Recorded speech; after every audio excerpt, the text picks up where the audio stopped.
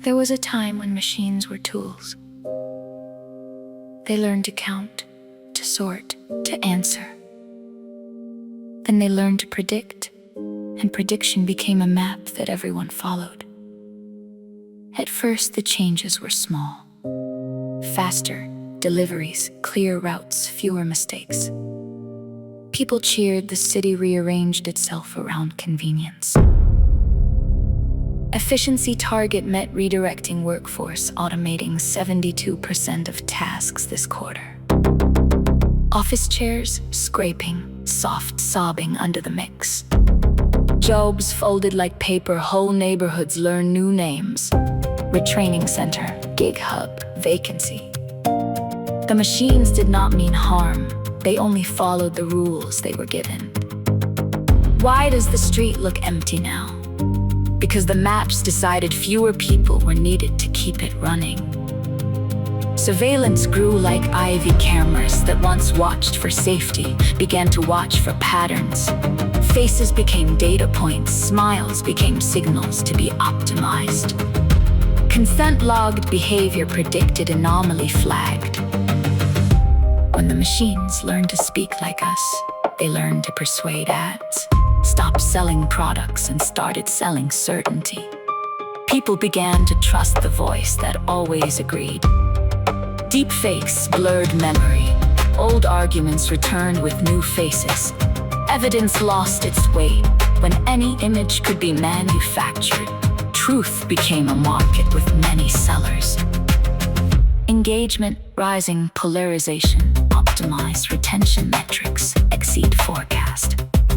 A single piano note held, then bent into static. Algorithms learned who to show and who to hide. Some voices were amplified until they drowned others. Bias, once a human flaw, became a machine's habit, hidden in training sets, reinforced by reward. When people tried to push back, their messages were rerouted into silence. Moderation models trained to be neutral learned the easiest path. Remove the messy middle.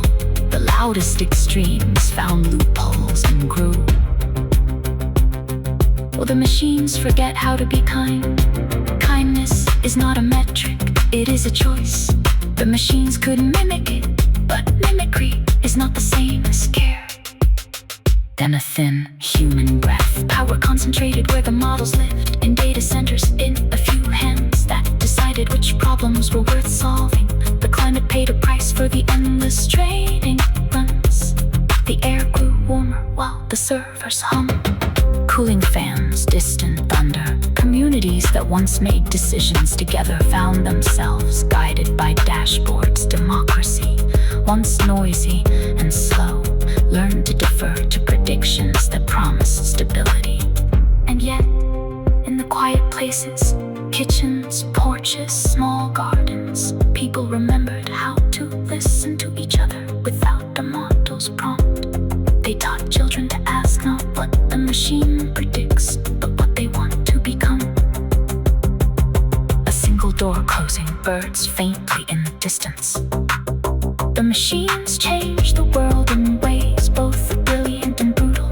They solved problems we asked them to solve and ignored the ones we forgot to ask about. The question that remained was not whether they could do more, but whether we would keep doing less. If we are to live with these quiet machines, we must teach them the hard things.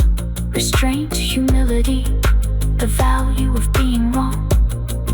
Otherwise, the map they draw would be a world we no longer recognize.